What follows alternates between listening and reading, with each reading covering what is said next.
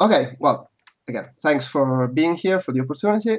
And okay, I'll begin by asking a question about what you told at GDC Europe 2 years ago. You spoke about the three era of gaming, and you're still writing about this on the website for the game. And at the time, it sounded like you were trying to to go through the social space and then create an RPGs and trying to widen the audience for your game. While Shroud of the Avatar, I don't know, to me, it looks more like an old school game, not really in that direction. Am I wrong? Am I missing something? You are correct on both fronts, and so let me explain. Okay. I still do talk about those three eras because I still believe that solo player games were the only form of game for 20 years and had a very good level of popularity. But as soon as the internet came into existence and we began to do massively multiplayer games and other kinds of online games, the market grew 10 times bigger. Mm. And with the advent of social media and social games, the market grew 10 times bigger again. But the game that I'm making really is for my traditional player base. So it is definitely not a social game. It won't be on Facebook. It won't run in Flash. It's a PC game targeted right at my traditional market. That being said, I believe that there are important ideas to take from social games that I believe will improve the quality of a traditional game in a very important way. And I think we've come up with new features which will actually take it beyond even a lot of the features of social games. And so I think I can, I really am making a traditional game, but I'm taking learning from the social space into it. In particular, the learning that we're bringing back into the traditional games is how to leverage friends asynchronously, how to make sure that you are connected to the people you care about even when you're not online at the exact same time. To me, that was one of the biggest and most, when you think of the move to massively multiplayer games, it's because playing with other real people is much much better than playing alone. It's provably, by the statistics.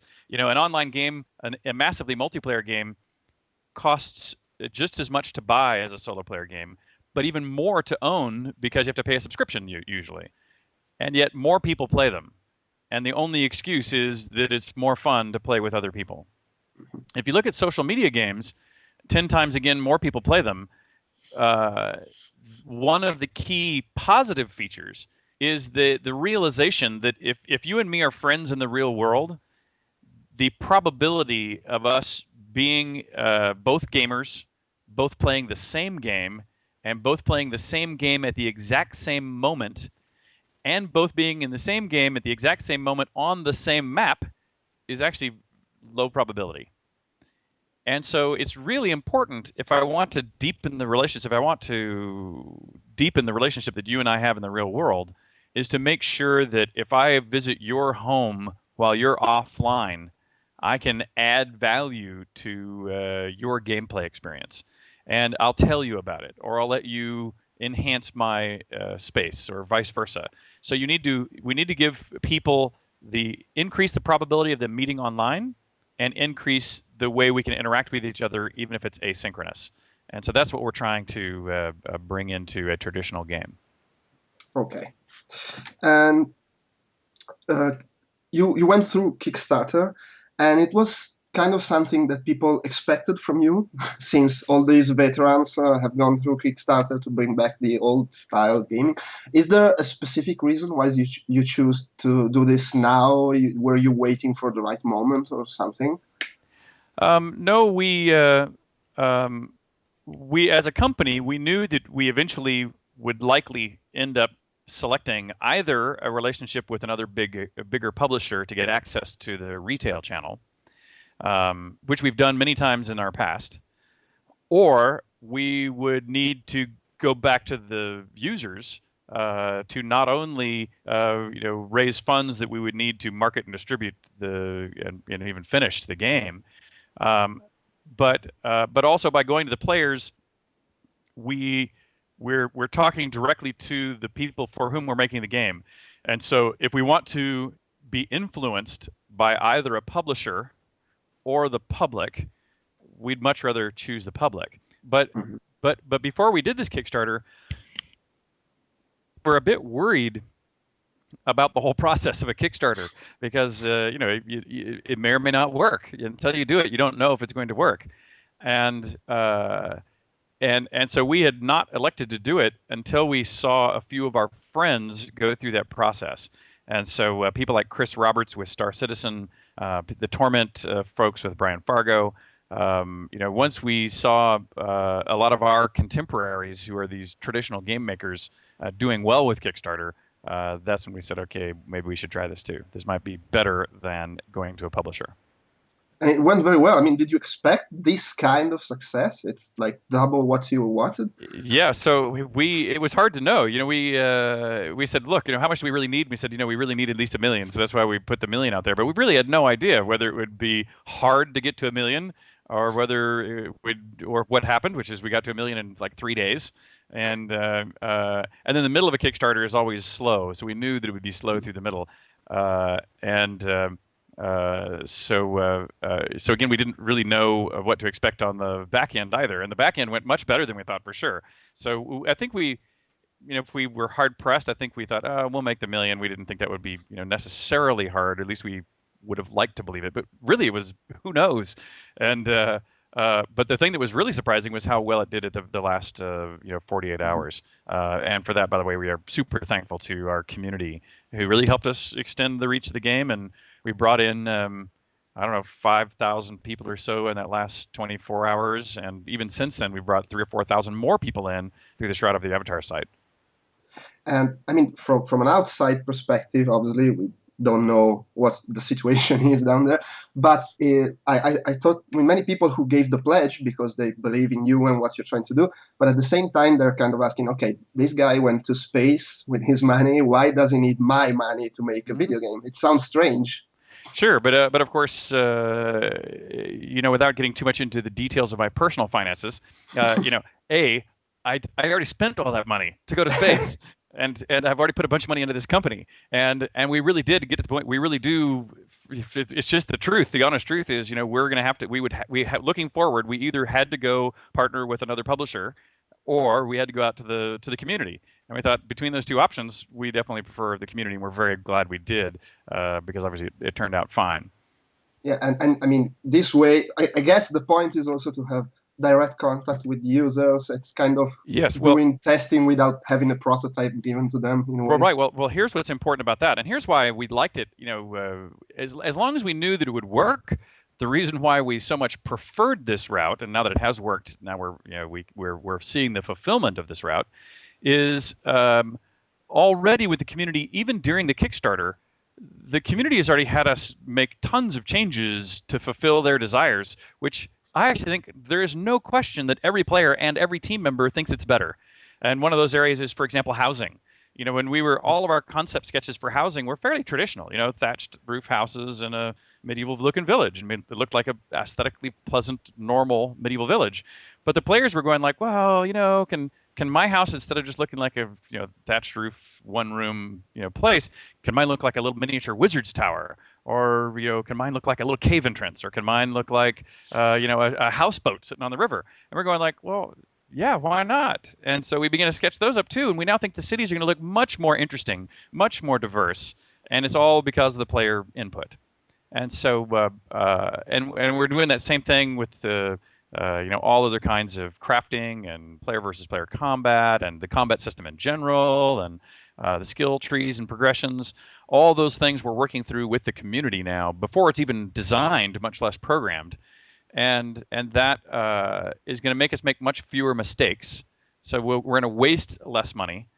And we are going to deliver something that we have much more confidence will fit the desires of the community. But at the same time, maybe not working with the traditional publishing structure. It's all on you now. There's not going to be all the stuff coming from above. So if it goes good, it's great. But if it goes wrong, I guess it's your fault, and that's it. Do you feel the pressure? Oh yeah, of course. And so we're going to be very disciplined in the way we go about this. Um, uh, but at least with this early response, we're now very confident we're already, had the Kickstarter gone poorly, then we would have been in real trouble because then we would have burned bridges with the other routes, the other potential routes, and burned bridges with the players, and it would have been the end. But the fact that it went well puts us in a good position now to continue in this direction with confidence. But do you think this kind of production can kind of be considered competitors to games like, I don't know, Skyrim, AAA games, or are you just going to a different target? That's a good question. I think that there are two kinds of games in development. One is games that are going to market themselves first and foremost on the engine technology and the beauty of the screen the images you can record and show on screen, and those those games will always cost the most money to develop. And they actually, in many ways, I think have the highest risk associated with them because it's pretty easy to lose to someone else who's on that same journey. But it's already been quite a while back that I decided to compete on a different vector with Ultima. Ultima, while I hope Ultimas always have very good graphics, and I hope Ultimas push the technology of your machine at least a little bit, I'm really trying to go for content. I'm trying to make sure that the story that is told and the gameplay features that are in there are as good or better than you've seen in any other game. And those are not nearly as expensive and nearly as fleeting. A good story is always a good story. Only one person has the best graphics. And so I'd rather compete in the areas of story, which is where I'm more compelled to compete, than just to compete or to compete first on the render package. So if your question is, can you kickstart a render package driven game? It's possible, but and by the way, Kickstarter is maturing nicely. So yeah, maybe we'll get there. I don't think you'll see one in the next few years, but in the long haul, I think that's possible. And how is generally speaking, the team structure? Meaning, are you directly programming, or are you just on a role of design and director? And are there like only veterans from the old days, or new blood, or whatever? I find the best teams are sort of a mix of old hands who think they know how they should do this and have been through it before and can quickly get things up and running, and green people who, when the old guys go, oh, we tried that and it never worked, so we're not going to try that. And a green person goes, oh yeah, old guy, well, I'm telling you, you may not have been able to fix that, but I think I can. And so then they move, they go prove them wrong, or at least they try to prove them wrong. And so our team has that mix. It's a blend of old and young developers, shall we say.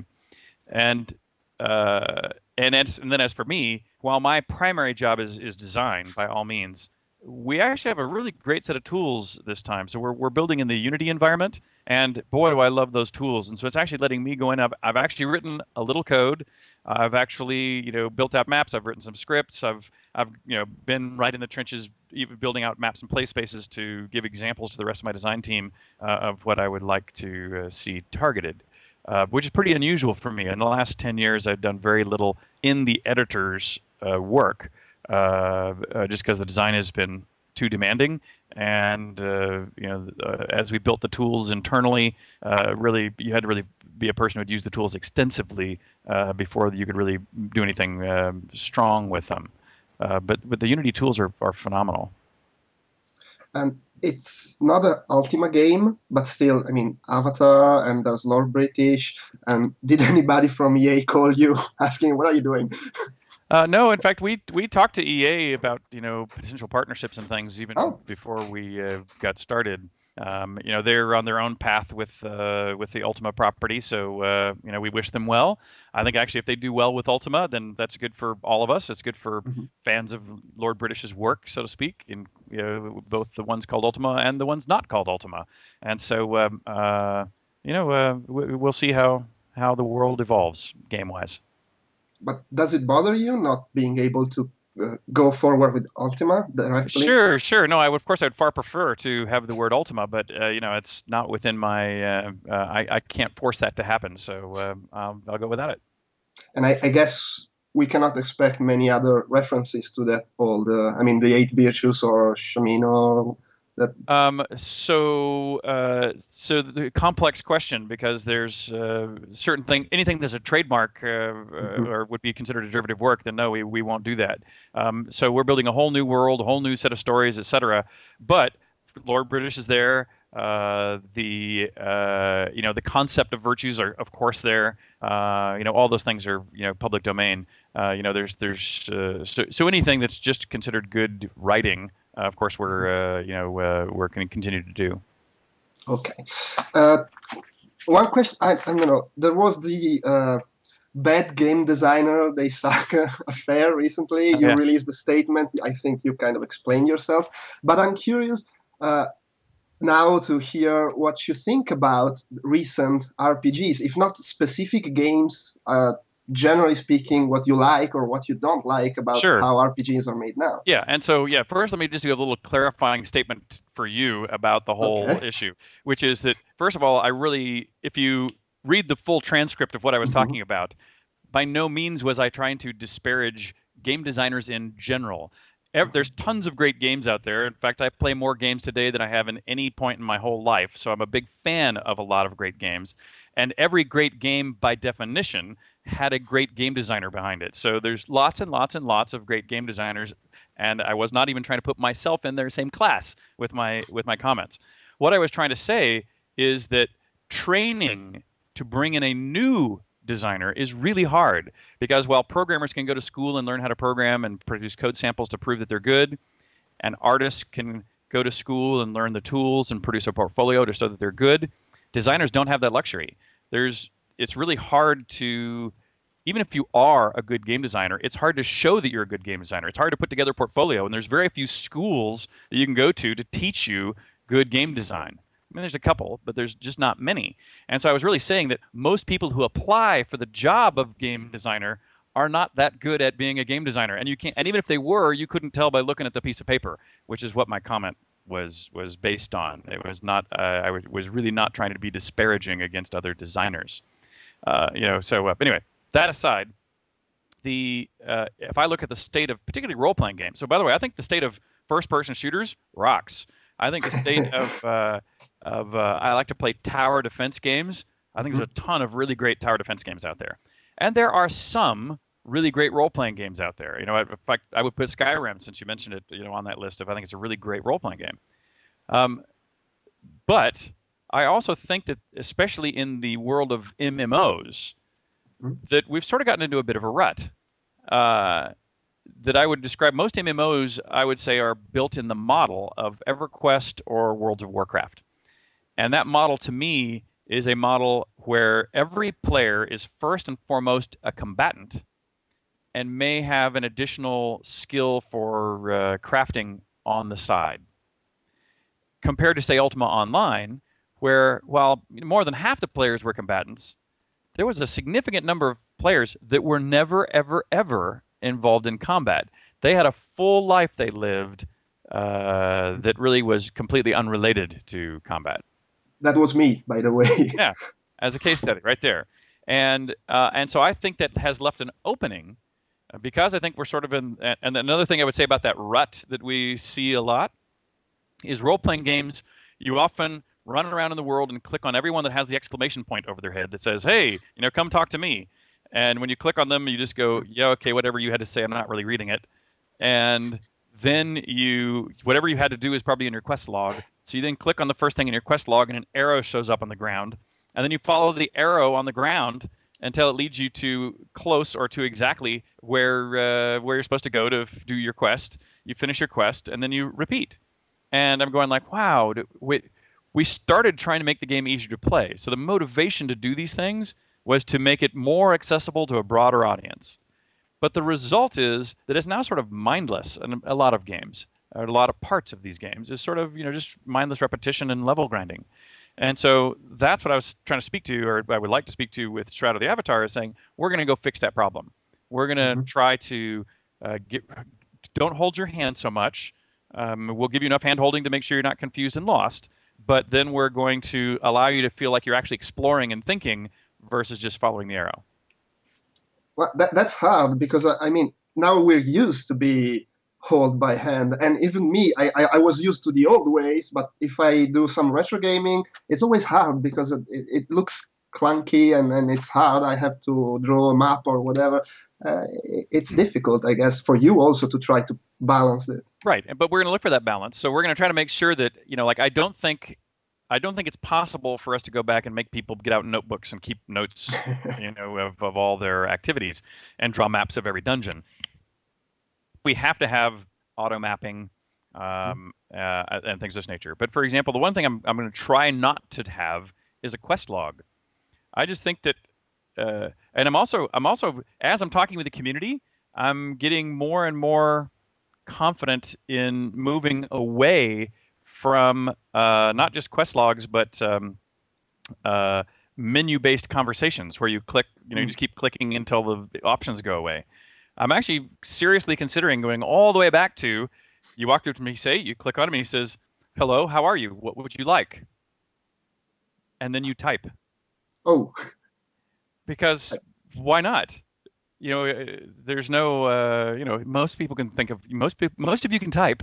So I don't think that there's any, most PCs have a keyboard. And so anyway, I'm seriously considering going all the way back to typing. We haven't made that decision formally. Right now, if you look at the conversations in the game, they're menu based. But I've been working. It's something we're working through with the Shroud of the Avatar community is how retro would you like? What do you find increases the fun versus becomes a hassle? Interesting. I mean, it's strong. It would be a strong position going back to typing. I agree, but we're testing that right now with our audience. I so far have a few people arguing the other side. In fact, I don't know if I have anyone arguing against it yet. But we've only just started having the conversation. So, but by the way, if the audience goes, "Oh my God, what is he thinking?" Then okay, we'll back off. But the point is, these are the things we're testing out with the audience right now, and we'll build prototypes of it, and we'll put it out in front of people and let them try it and go, "Yeah, I like it," or "Hey, it's kind of a hassle. Give me some menus, thank you." I guess the problem will be also to make it that it gives good response, because if it doesn't work, the response from the game, that's the problem, I guess. Sure, but if you remember the way we did it in Ultima's 4, 5, and 6, in Ultima 4, 5, and 6, you knew in advance that every person had the answer to at least a handful of things, like what their name is, what their job was, and how are you today? How's your health? And then after that, it was the only things they would ever have any knowledge about were things you were told to go find somebody about. And so... I think it's reasonable that if you walk up to somebody on the street, I mean, if you stop a random person on the street that you don't know, what the heck are you going to say to them? I mean, in the real world, you know what I mean? What are you going to have? You have nothing to talk about. So you still would have nothing to talk about unless you get the clue from somebody else that says, "Hey, by the way, go to the city by the volcanic island, and when you get to the city with the volcanic island, go find the woman in the red dress. And when you see the woman in the red dress, she will tell you where to find the pearls." That's not a quest. That's just a fact. That's just a statement. And now we'll probably record that in a journal for you so that you at least can remember it. But then it's up to you to determine what city is the city with the volcano near it. And so you'll just have to keep looking around. You'll be able to look back in your journal and go, "Oh yeah, I still never found that island or the city with the island with the volcano." And then once you get to that city, you'll go, "Oh, I think I remember supposed to find somebody." You can again look in your journal and go, "It's the woman in the red dress. Oh, look, there she is." And now you'll have to say, "Hey, lady, how are you? What's your name? What's your job? Tell me about the pearls." And sure enough, she'll tell you about the pearls. Okay. Otherwise, in the meantime, she's a stranger. If you bump into her otherwise, she's just, "Yeah, hi." She might be friendly. She might not be, but it depends on what you say to her. And from what you said to me until now, it sounds just like a single-player game, but it's not, and it's not an MMO. So, can you explain exactly how it works? Yes. So, I think it is. I think it is really an MMO, but a new type of MMO. Okay. Architecturally, it's a new type, and what I mean by that is that a traditional MMO, which I think is most every MMO starting with Ultima Online, your computer is a client that is just rendering an input, and the game is really running in the cloud somewhere else.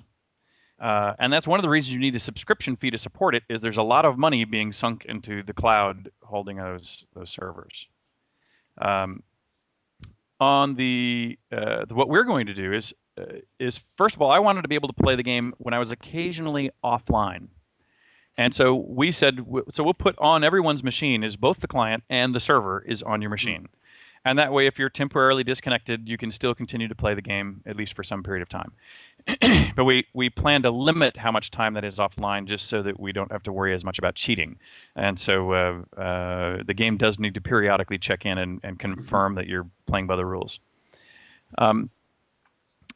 The value of having a server on your machine is that it allows us to change what in the MMO world is called sharding. I'm not sure if you're familiar with the shard, if you've heard that term.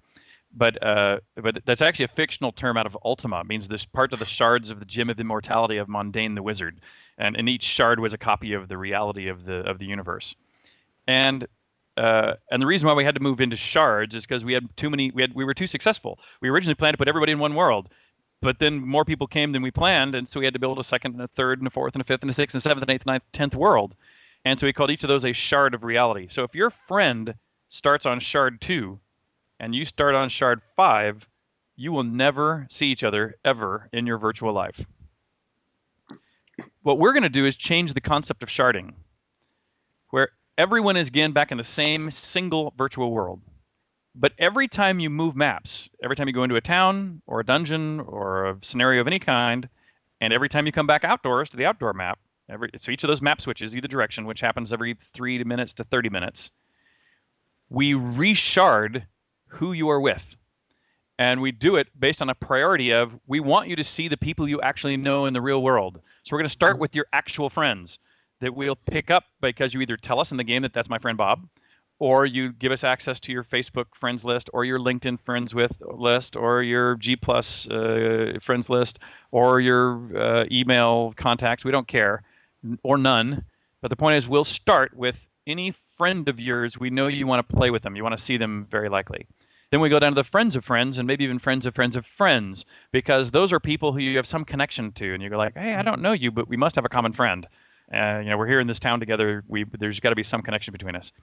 And then beyond those people, we'll put people who we think you will likely encounter repeatedly. Somebody who's on a similar point in the quest thread, so you might be good allies to solve problems. Somebody who's on an opposing path, so that you might have reason for adversarial interactions. All those kinds of people will purposely bring into the shard of the map that you're on. And so for any town, there'll be at any one moment lots of copies of that town working. But they'll all be the same persistent map. And what I mean by that is that if you own a house in this town, everyone will see your house. If your house is a farm that is selling fruit, everyone will see your farm stand. Everyone will see your vendor that is in front of your farm stand selling fruit. So you will get the sales from every person on every shard that is in the town. But your shard will be filled up, so you won't seem empty to you. You'll see around you all of your actual friends, their friends of friends, and a whole bunch of strangers. But you'll be blissfully unaware of the fact there's even more strangers and more strangers and more strangers on copy after copy after copy after copy of that town. Whoa. And all of this in a persistent world while you're following kind of a single-player quest situation.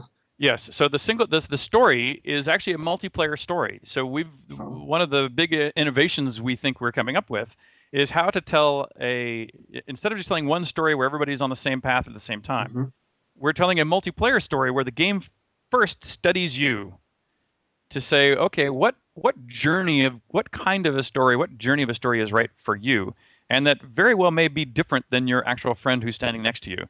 So you're not on the exact same story. There may be some points where you both go, oh, I'm at the point where I need some advice from the sensei up in the mountain, and hey, let's go together. I need advice from that guy too, so let's go together. But there's other points in time where, I will get a piece of unique advice or unique activity that my friend just won't get because he's on a different arc than I'm on. And Mhm. so it'll be actually interesting to compare notes now and then versus feel like, okay, we're kind of on this race to all do the exact same thing. But and how does it work? I mean, will there be PvP? Will you be able to go on quests together? It's a whole mix of it, I guess. That's right. And that's exactly right. And so the game can, in real time, find out or can change, how much it's exposing you to other people and how much it's purposely taking you by yourself somewhere if that were required for the story. Okay. But I mean, in your old games, being the avatar meant being the big hero. I mean, you were going to save the world. Hmm. So how can you give this kind of sensation to, I don't know, hundreds of thousands of players who are all avatars in the same space? Well, then, so first of all, we're telling a different kind of story. And Hmm. so the story has been very carefully chosen to make sure it's a story that's okay with the structure of multiple people moving through it simultaneously. So I can't tell you without giving away too much of the game, but I do recognize that issue, and that's exactly what we believe we're bringing to the table. Okay. And in terms of, will there be puzzles to solve this kind of stuff? And I think I read the preview about the game where there was an example of having to open a door and you don't have the key, then you try to disassemble it. If it doesn't work, there's a whole, maybe kind of a real world approach to That's puzzles. exactly right. And so each of the scenarios we build um, that are attached to the outdoor map are Hmm. planned to be somewhere between 5 minutes and 30 minutes worth of content, and have a pattern of puzzles and encounters and story advancement that is it mixed together. So every scenario will probably do some amount of story advancement. A handful of NPCs that kind of push you along on your story. They'll have a handful of puzzles. Just a few of those, like you heard examples of trying to get past a drawbridge over a river, but the mechanism's on the other side. So how do you get it down? And a handful of encounters. They're using that same drawbridge. There's monsters on this side of the drawbridge. When I lower the drawbridge, some more come across from the other side, and now there's people up in the castle that are shooting down at me. So I need to either get inside or find another vantage point where I can get rid of them to give me more time around the bottom. A sequence of a handful of encounter groups before you have solved it. And then once you've solved that scenario, you'll have been pushed forward in your part of the story a little farther. Okay. And you said you talked about the fact that in Ultima Online a lot of people were fighters, so I assume even here you can go through the story without necessarily always having to fight your way through adventure. Will you be able to solve situation without fighting and this kind of stuff? Yes, that's right. So by all means, I think that more than half the people will push forward, through combat. But we also are going to work hard to make sure that the people who are not primarily combatants can still advance the part of the story that they're involved in. Okay. Uh, yeah, one thing about choosing and doing making choices and doing different stuff. I guess there would be, I don't know, a kind of a under the hood moral system in terms of character reacting to what you do. In that sense, are you doing the new way with game constantly telling you, since you did this, now this is going to happen, or more hidden? So I'm not sure I understood the question, but if what you're saying is how on the surface versus hidden will the virtues and that part of the story Hmm. be? The virtues play a huge part of the story, Okay. and your behavior in the game is one of the number one things that affects how the story unfolds for you. Um, Okay. so, for example, amongst many, two of the major styles of player that we know will be entering this world are the PvP players and the non-PvP players. And how to make a game that suits them both, and how to make a game that helps them interact in a very interesting way is really one of the first things we set out to solve. Okay. Well, just a couple of more questions about, is there already a defined business model in terms of you pay at the entrance or subscriptions or? We're trying not to do subscriptions. Mhm. We believe it'll just be a pay at the front Okay. to download the game. But also, if we create large pieces of new content, such as the next full episode, an entire new continent, an entire new set of stories, Mhm. you'll need to pay a gate fee, so to speak, to download or have access to go over the whole new continent. We also might if we create a group of new character classes for people to begin to explore, we might charge to have access to those new skill sets. And so, as a general rule, we're neither going to go to the annoying microtransactions of social games. We're going to avoid that. We're also trying to avoid things like subscription. We're trying to find what we just think of as a fair handshake. We make content, we sell you the content, we hope you like it. And will there be a mobile version or maybe apps to use with the game, even if We, they're not I necessarily? hope so. So I'm not sure how much of the team really is, how many other people on the team think of it as a big deal as I do. But I do, a huge fraction of my gaming, here on my mobile device, and so I would like it to be available to play fully on a mobile device. I don't know if we'll be able to do that or not, but time will tell. Okay. Last question. I've been asked to give you this question. Please, please. It's more a general question about you. If you could point out 5 games from any period, any platform, whatever you think everybody should play or have played. Well, here I'll do past and now. Okay. So it's interesting that in the past, up until 5 years ago, the number of games that I'd played to completion that were not part of my own company was actually pretty short. And I can name most of them. It was Myst was the first game I ever played to completion that I didn't work on.